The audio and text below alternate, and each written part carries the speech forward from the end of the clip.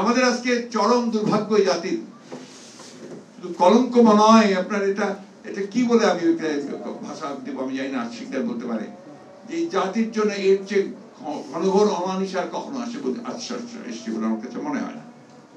আমরা সব দিক দিয়ে আপনার এই জাতির সমস্ত আশা আকাঙ্ক্ষা, তার অস্তিত্ব আজকে বিপন্ন করে ফেলা হয়েছে।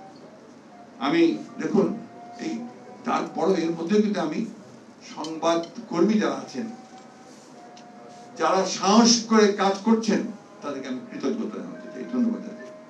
এই যে বেনজিরের যে বেনজির কাজ, এগুলো তো আপনারাই তুলে এনেছেন, যেভাবেই হোক আপনারাই তুলে নিয়ে এসছেন। আজিদের কাজ আপনারা তুলে এসছেন, আনারের ঘটনাগুলো আপনারাই বের করছেন, ওর মধ্যে মধ্যে আবার অনেক কিছু বেরিয়েও যাচ্ছে। কিন্তু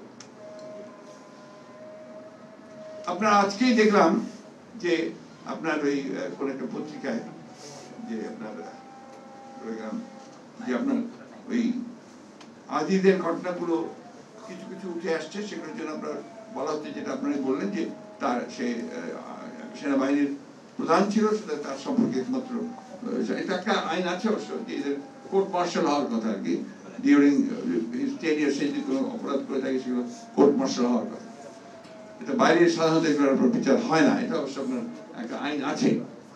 কিন্তু আজকে তো সে তো বাইরে এসছে, এবং যে ঘটনাগুলো ঘটিয়েছে সে কিন্তু বাইরে, তার ভাইদেরকে পাসপোর্ট পাইয়ে দেওয়ার জন্য সে আপনার পুরোপুরি জালিয়াতির আশ্রয় নিয়েছে।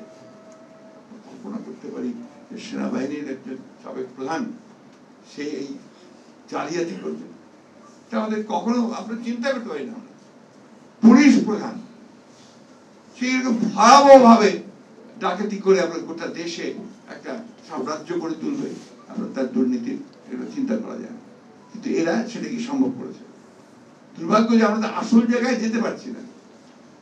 আমি কালকে আমরা টেলিভিশনে কোন একটা দেশ, সম্ভবত দেশ টেলিভিশনে, আমি আপনার সংবাদের আগে শেখ মুজিবুর রহমানের কিছু বাণী প্রচার করা হয়, লাইভ বাণী, মানে উনার সেই বক্তৃতা।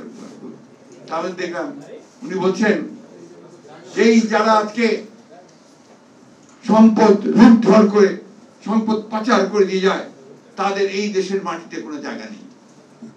আমি